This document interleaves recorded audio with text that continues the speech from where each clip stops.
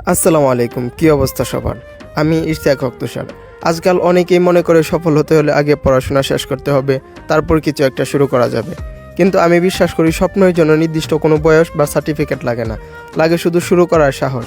আমি একজন ছাত্র, পড়াশোনার পাশাপাশি নিজের একটা স্ট্রিট ফুড ব্যবসা পরিচালনা করি। প্রতিদিন নতুন কিছু শিখি, নতুন চ্যালেঞ্জের মুখোমুখি হই, আবার ছোট ছোট অর্জনে খুঁজে পাই এগিয়ে যাওয়ার অনুপ্রেরণা। এই ব্লগে থাকবে আমার জীবনের গল্প, একজন ছাত্র উদ্যোক্তার প্রতিদিনের লড়াই, ব্যবসার পেছনের পরিশ্রম আর স্বপ্ন পূরণের পথে চলা। স্বাগতম আমার প্রথম ব্লগে। চলুন দেখা যাক আজকের দিনটা কেমন কাটলো। সকাল সকাল নাস্তা শেষ করে সাইকেলটা নিয়ে রওনা দিয়ে দিলাম ট্রেনিংয়ের উদ্দেশ্যে। সকালে শহরের রাস্তা দিয়ে সাইকেল চালানোর একটা আলাদা মজা আছে। এখন চলে এসেছি ট্রেনিং গ্রাউন্ডে। এখানে আমরা শুধু ফাইট শিখি না, শিখি ডিসিপ্লিন, ফোকাস। ট্রেনিং শেষ করে সাইকেল নিয়ে রওনা দিয়ে দিলাম মাদ্রাসায় 6 ঘন্টা ক্লাস করার পর এখন আবার সাইকেলে করে বাসার দিকে।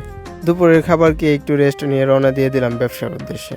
ফুড কোর্ট ওপেন করতে একজন আপু এসে একটি মিট বক্সের অর্ডার দিয়ে ব্যবসা করতে করতে এদিকে রাত 9টা বেজে যায়। ফুড কোর্ট ক্লোজ করে আমি আমার বাসার দিকে রওনা দিয়ে দিলাম।